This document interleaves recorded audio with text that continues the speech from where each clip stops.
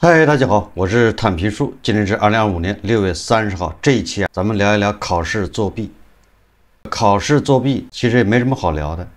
但是这个考试作弊那是叫让人大吃一惊。它是考公考编这个考试，而考公考编作弊意味着什么呢？大家也知道，考公考编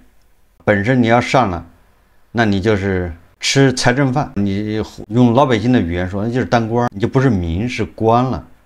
你为人民服务。但是你是通过作弊进去的，那也就是你从第一天开始，你得带一个原罪，而且为了这个作弊要花很多钱。南方周末今天有一篇报道，叫为了一个事业编花数十万买答案，重庆查办团伙作弊案。有人听说有作弊渠道，立马要交40万。考试之前交20万，这个成绩出来之后再交剩下20万。有的人立马去贷款交钱去买答案，去作弊，就是为了能考上一个事业编。这个南方周末说，但南方周末的报道是确有其事，它根据的是法院的判决书，这是发生在重庆的一个真实的案例。判决书显示，作弊考生有37人，有考生听说有作弊渠道，立马贷款交了20万元，人家有钱轻松就考上了，你还复习个屁！这个事情从何说起呢？南方周末采访了一个考编的人，就叫谢建峰，他也深陷其中。这个谢建峰他就是当年参加考编，已经被重庆市武隆区住房和城乡建设委员会录取了，在那儿上班。这个叫谢建峰的。根据谢建峰自己交代，考试前一天，这个事业编考试前一天，谢建峰就像那个地下党接头一样，他就接到了一串陌生电话打来的陌生号码，打来电话，而对方给了他一个位置，就是接头地点，通知他去取作弊的设备。根据谢建峰的说法，说接头的那个人个子很矮，戴着黑色鸭舌帽与口罩。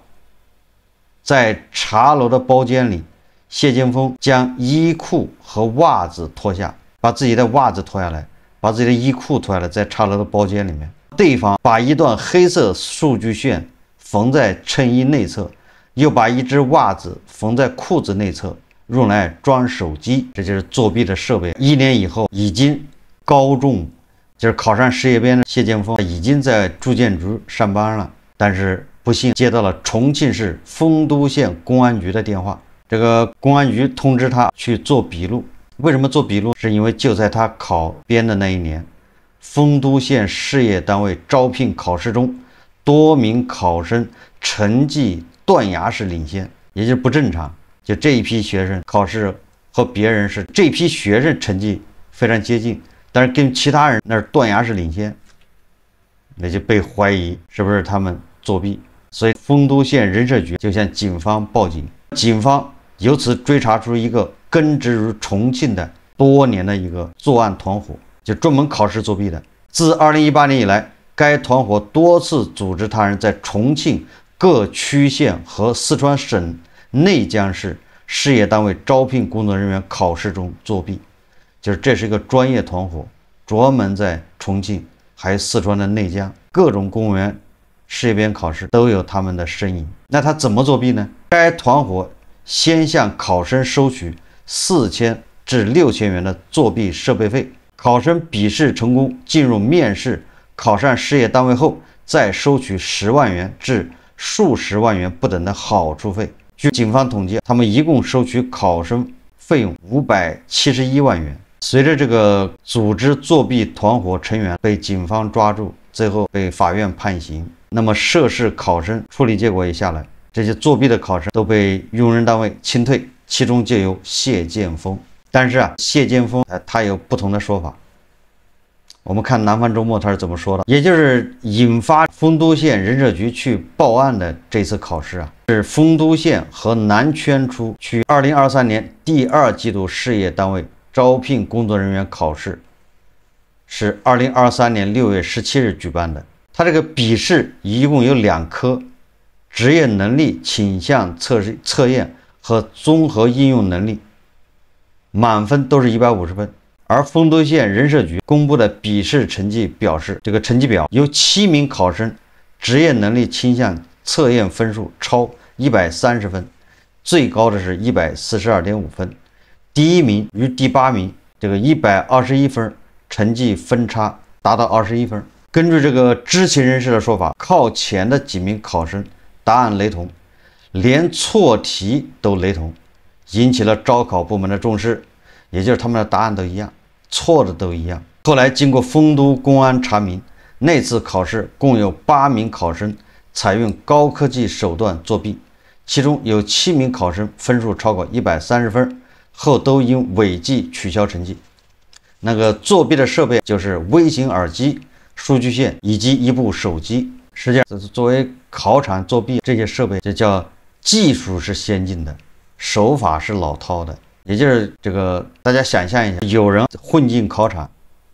当然了，他也是考生，负责在考场拍题，这个题目传到考场外面，那考场外面就有专业的人在那做出答案之后，告诉考场内其他的花钱买了作弊设备的，他们就得到这答案，就这么简单。所以这里面的关键，首先拍题的人要把这个拍题的设备带进考场，作弊的考生他得有接收设备，他接收场外的答案，这个设备也要带进去。南方周末采访了一位多次参与拍题的阿凯，说拍题的人一般的都是选男生，他们通常穿一件紧身背心，用强力双面胶将手机固定在胸部，镜头朝外，为了掩饰，外搭一件带有金属纽扣的衬衣。他们可以戴金属项链，上衣兜里放钥匙、硬币，干扰监考老师的扫描。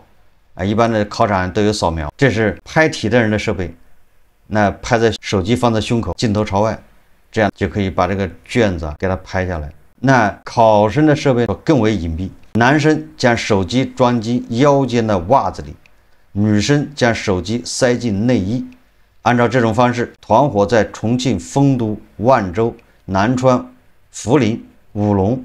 彭水、无锡等区县多次组织考生作弊成功。这个该团伙组织者之一刘黎丽说他组织的作弊设计16场考试，协助20多个考生作弊。考场上的考上的有10多个，没有考上的有10多个。这个是组织者刘丽丽向警方交代的，但事实上，根据警方掌握查实的最终判决书显示的作弊考生数量超过刘丽丽交代的数字，一共有37人。以彭水县2021年下半年事业单位公开招聘考试为例，该考试满分200分，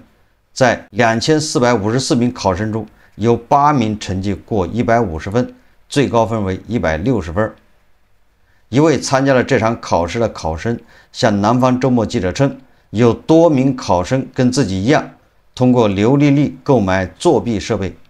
成绩公示单显示，刘丽丽的2位长期拍题人均在该场次考生之列，曾多次帮刘丽丽介绍生源的中间人焦某也在其中。笔试成绩高达146分，排名第8，最终被录取。经常会有专科学历、函授本科的人，笔试分数很高。几位作弊考生回忆，之前也有作弊考生笔试分数高的离谱，仔细看成绩单就能发现端倪。根据这个参加作弊的一位考生说他说这一次为什么会被发现被一锅端，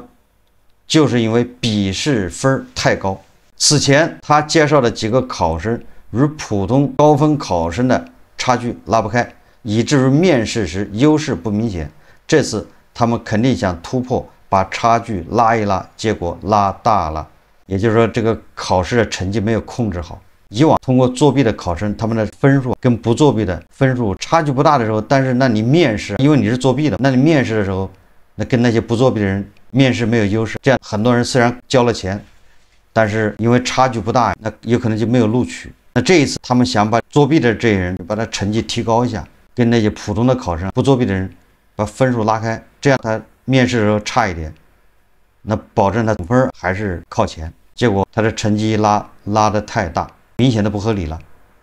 拉过了，说这是这一次案发的主要原因。但实际上不是，有的人说案发的一个原因是因为这次考试改革。通常作弊为了让考生的成绩不能千篇一律都一样，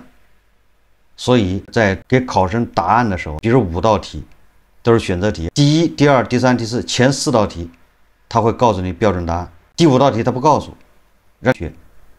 你自己写，有人就能写对，有人就能写错，那么这个成绩不就拉开了吗？所以为了让大家成绩不要一模一样，稍微有层次感，不太一样，所以他会里面挑几题，他不给答案，让你们自己做，也就是为了作弊，那也是操碎了心。另一个案发的原因跟重庆市事业单位考试科目变革相关。根据这个考生参加过考试的人分析，如果不是这场变革，隐秘的作弊暗网恐怕还没有这么快会败露。那这个考试怎么变革了呢？简单点说，以往重庆人社局考试它都是选择题，是2门科。结果从2022年10月开始，事业单位招聘工作人员考试变成一个是考职业能力倾向测试和综合应用能力。按照新的考试大纲，职业能力倾向测验都是选择题就有标准答案 ，A 就是 A，B 就是 B。但是综合应用能力专门是考写作的，就是你得写，这一下就拉开了。组织作弊团伙主要通报选择题答案。对于作弊考生来讲，这个综合应用能力写作这个，那不更灵活吗？那不就是作弊的难度加大？所以就这次考试就出现了这么奇怪的一幕。什么一幕？7名考生第1门科就是选择题考试，全部是130到142高分区间，满分是150，他们考的都是高分。但是在第2门科写作环节啊，他们失分过半，也就是只考了一半的分，150分都只能考到70分、80分，也就是写作水平明显不行，也就是明显的是他的成绩不符。按照你的选择题成绩这么高，你写作不至于这么差，所以就明显的失衡。所以丰都县人事局才去报案，怀疑这有人作弊，不合理。在重庆市事业单位考试旧大纲大门关上之前，也就是考2门课，2门课都是选择题，这个大门关闭之前，那明年开始考1门课是选择题，另外1门课是写作了，那就难了。所以为了搭上这个末班车啊，备考多年都没能成功的谢剑锋和梁甜甜都想赌一把，赌什么？购买作弊设备。你再不买作弊设备，再不赶上这班车，你就已经没机会了。写作是他俩的弱项。说来也巧，2022年武隆区第3季度事业单位招聘考试采取单科笔试政策，只考1门公共科目，满分100分，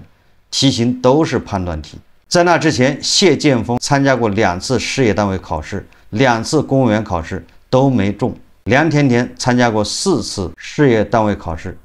前后培训班报名花费近5万元都没考上，都说我们考的是最后一次机会。谢剑锋回忆，有一次他跟好友赵玲玲吃饭，赵介绍了男友刘丽丽给谢认识，刘是也就是这个作弊的团伙头目组织者，叫刘丽丽啊，是重庆市彭水县人，当时36岁，几杯酒下肚，谢提及自己备考事业编，那刘丽丽就问他要不要试一下，我们这边在搞培训。所谓的搞培训都是暗语啊，大家都心知肚明，知道是作弊。谢剑锋与刘丽丽敲定这桩作弊的事情之后，两人还签署了一个秘密协议。这个秘密协议的主要内容就是考过要支付45万元。那付款怎么付？考试完之后付一半，考试一考完你就要付一半，成绩出来之后再付另外一半。梁甜甜也是通过赵玲玲跟刘丽丽见面，并签署了同样的培训协议。本来是收费50万，但是因为这些人跟赵玲玲是朋友，刘丽丽是赵玲玲的男朋友，所以说他们就打9折，只要付45万。谢剑锋和梁甜甜老家都在重庆武隆，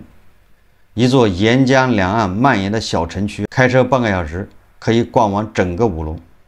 这个武隆除了旅游业出名，没有其他工业支柱，工作机会匮乏。在梁甜甜看来，武隆没有大公司，国企工资很低，1个月2、3千，最好的选择就是考编制。跟很多地方一样，拿到事业单位和公务员的编制岗位，在重庆等同于有面子，工作稳定，薪水待遇也好。以梁甜甜所在的事业单位为例，一年收入过10万元不成问题。一位武隆县政府的公务员也称月入过万。重庆市统计局数据显示，2023年全市城镇非私营单位就业人员平均工资11.36万元，全市城镇私营单位就业人员平均工资6.4万元。另一方面，重庆对事业单位招聘条件宽容，最低放宽至大专学历，吸引更多的考生报考。根据重庆市人社局相关负责人介绍，重庆市事业单位2023年第2季度招聘考试报考考生中，应届毕业生占67%，就是2%啊；市外考生占19%，就是1/5的人是重庆市以外的人。现在肯定都难考，周边省份也会有考生赶过来。梁甜甜就有几位同事是外省的。重庆的编制岗位竞争激烈，在2024年第2季度市属事业单位考试中，最大竞争比为820比1。一位考了9年编制的女士告诉南方周末记者，考了9年，大学毕业后她就到处考事业单位和公务员岗位，武隆、涪陵、丰都以及重庆主城区都去过，有考试都会去，从来没有考上。说在彭水有钱都不一定能认识刘丽丽。几位受访的作弊考生说，他们都是拜托朋友才找到刘丽丽，人托人才找到这么一个渠道。有考生听说有作弊渠道，立马贷款，先交20万给刘丽丽，人家有钱轻松就考上了，你还复习个屁？那这个刘丽丽是何方神圣呢？这个有过作弊这个考生对刘丽丽的这个形容印象就这么几个方面，一个是公安，一个是路子广，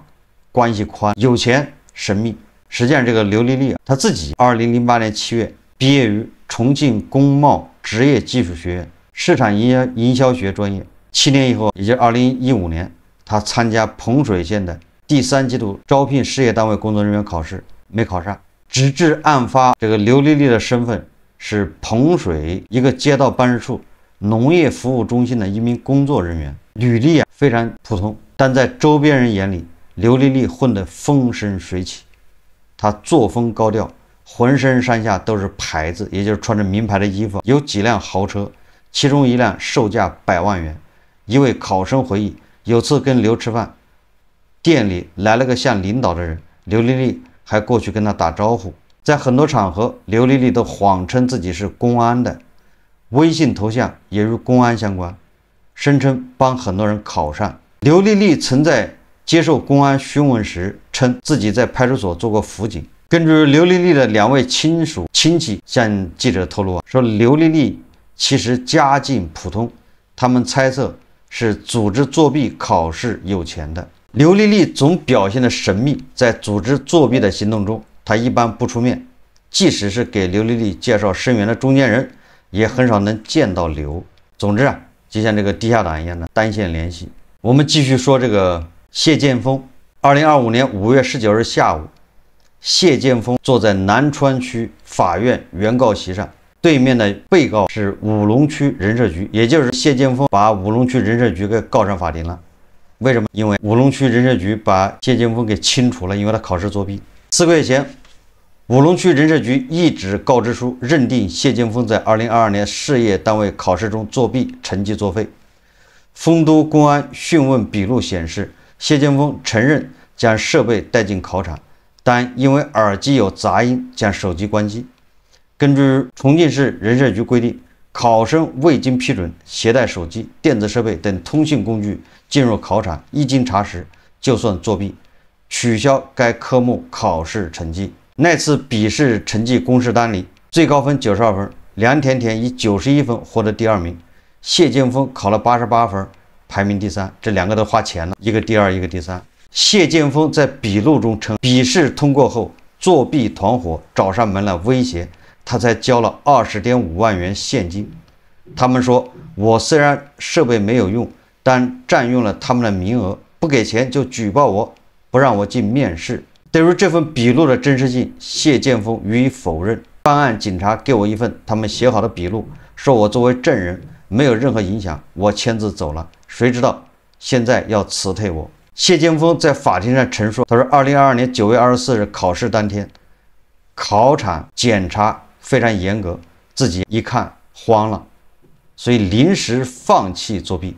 将作弊设备扔进了五龙区实验小学门口的草丛中，也就把手机、什么数据线、耳机都扔掉了。谢剑锋说，裤裆里藏手机太明显了，被发现就不能再继续参加考试了，我就把它扔了。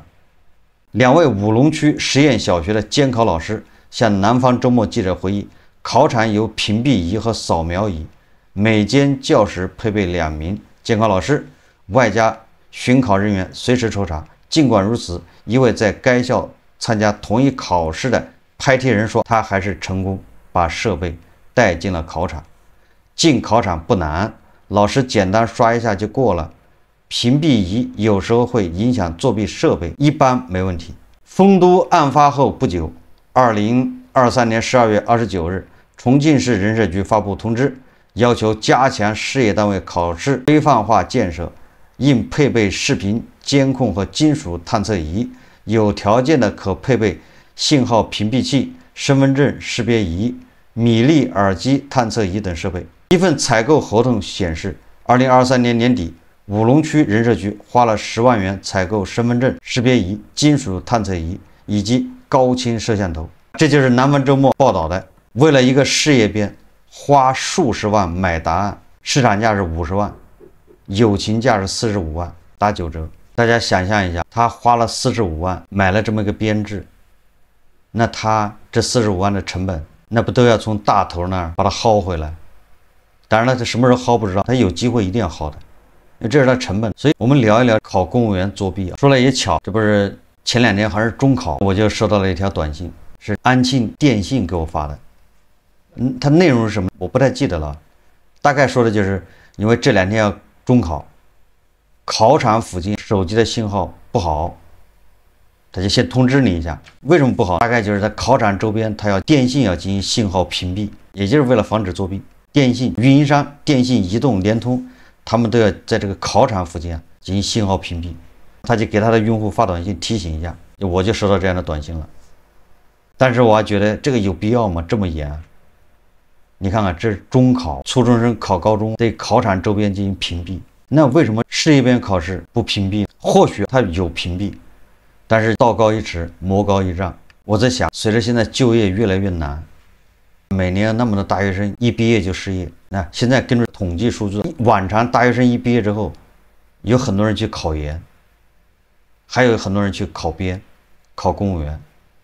基本上这么一个流向。那现在是考研究生的已经见顶回落，而考公务员、考编的是越来越多。这个数字大家恐怕都接触过，说明什么？因为你考研不是最终的这个结果，你考研完了之后你还得找工作，而考编是直接上岸，也就是考研究生你考上，那不代表你上岸了。所以很多人发现考了研之后3年之后还得找工作，有的还要去考编。所以现在考编、考公务员的人越来越多，而考研究生的基本上是增长已经很缓慢了，也就是说明编考公会越来越卷。那既然越来越卷，考的人多，录取的少，那这中间这是供需关系失衡呢，那一定会导致各种乱象丛生。所以他作弊恐怕比以前什么高考、中考作弊要多得多。所以在这种背景下，如果你要想把考编、考公务员作弊这个要杜绝，恐怕很难。就是你有你的对策，他有他的方法，这是矛和盾之间的较量。作弊的手段一定会升级，花样翻新，这是第一个。所以说，我觉得这种作弊现象，因为你就业难，所以这种作弊现象一定是越来越多，你很难杜绝。第二个就是什么？要说明这些考公考编的人，从他考的时候，他就已经开始采取非法手段，开始违法犯罪了。那你说他一旦考进去，不就是个悲剧吗？就是他带着原罪，他以后当官，他能是个好官吗？第三个说明什么？第三个说明这个愿意花50万买答案的，实际上就是花50万通过非法手段买一个编制。那按照我们的理解，就是那这个编制它肯定价值不止50万。如果这个编制价值只值3万，你花50万去买干啥呢？就在我们的认知里面，你看那个事业编，尤其是县城里面的，他公务员工资没多高，基本工资加上什么乱七八糟的，去这个科员，但是有的富裕省份还欠发达省份，它工资待遇不太一样。但是我觉得，你想一个重庆那山区的不发达地方的事业编制，他基本工资恐怕也就1年5万块钱到头了，一个月4、5千。那你说一年5万块钱，那你花50万去买这个职位，图什么？10年白干？但错了，这就是比较肤浅的看法。也就是说啊，这些事业编这些人吃财政饭的公务员或者有编制的人，他们表面收入不高，但是他隐性收入非常高。也就是这个岗位的这个价值不是他表面工资能衡量的，我们不能用他表面上收入去衡量他的含金量不是每个月给他发的工资，他还有很多其他的收入，灰色的，甚至有机会有非法收入，还有一些隐性的好处福利，所以才有人会一听说可以作弊，拿50万买，他马上毫不犹豫去贷款去买，只能说明这个一个编制它的含金量绝不是50万，而是500万。只有这么大的差距的时候，人才会铤而走险，因为这一旦被查出来，你作弊，你白考了，把你清退。所以告诉我们，公务员这个岗位，你不能简单的看他一个月发的工资是多少，发到他卡上的收入是多少，那个是表面的，实际它的含金量是非常高。这也是为什么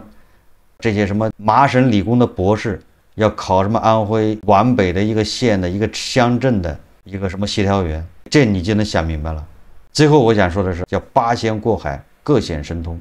就是因为经济不行，就业难，这些韭菜压力越来越大。你有侠道，蛇有蛇路，你有4+4，你有这专门为你设的什么培训班委培，这个叫什么？内蒙的那个明星叫那什么，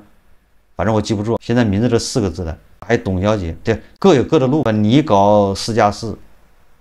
他搞什么专门的定点委培，那这些韭菜没门路的，就是花钱去买作弊，大家都不讲武德，都不去遵守规则。有权有势的得靠自己的权，靠自己的势；无权无势的就靠违法，靠去钻营。可以说这个烂透了。上梁不正下梁歪，中梁不正倒下来。你有钱有势的，你不讲究规则，对吧？那下面人怎么可能还能讲规则？你要讲规则，你屎都吃不着热的。好，这期节目我们就聊到这里，感谢大家收看。如果喜欢我的节目，欢迎订阅转发，也可以在下方留言评论，谢谢大家。